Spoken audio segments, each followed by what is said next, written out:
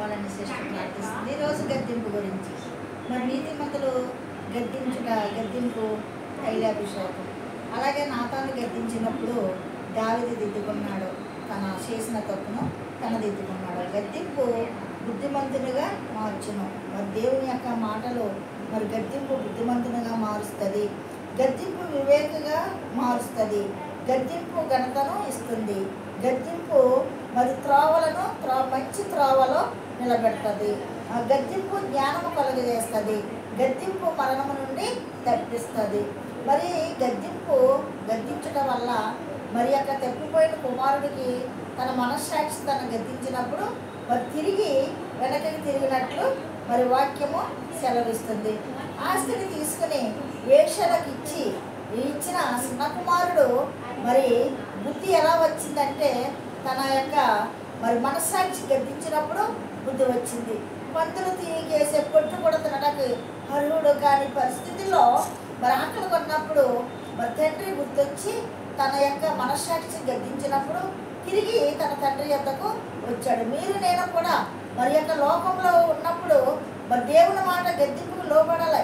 మరి గద్దింపుకు లోబడిన వాడు అనేక శ్రమల పాలవుతాడు. వేశ్య లోతైన గొయ్య. మరి చాలామంది అంటారు రోజు తప్పు అన్నప్పుడు నా ఇష్టం నా లైఫ్ అంటారు. నా ఫ్రెండ్ ఉండేది, దానికి కూడా నేను ఎన్నో విధాలుగా చెప్పేదాన్ని. బొట్లొద్దు, దేవుని మందిరానికి రా, ప్రార్థనగా అంటే నా ఇష్టం నా లైఫ్ అనేది.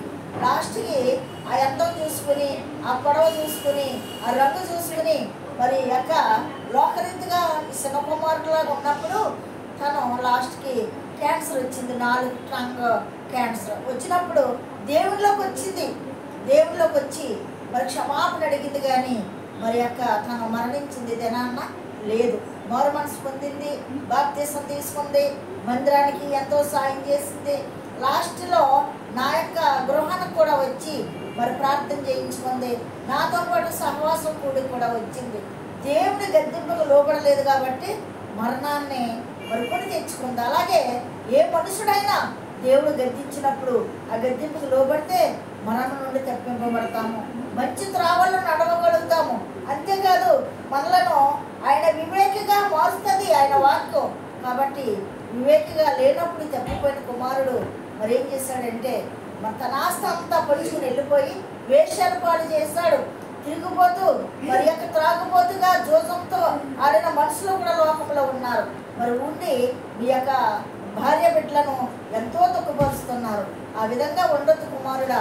మిత్రమా, దేవుని మాటకు మరి గద్దింపుకు లోబడి రక్షణలోకి రా. వచ్చినప్పుడు నువ్వు వివేకగా మార్చబడతావు, దేవుడిని అంగీకరిస్తాడు. ఈ వాక్యం దేవుడు దీవించుగాక. సబ్స్క్రైబ్ చేయండి, లైక్ చేయండి, లైక్ కొట్టండి, షేర్ చేయండి. వందన. ఆమేన్.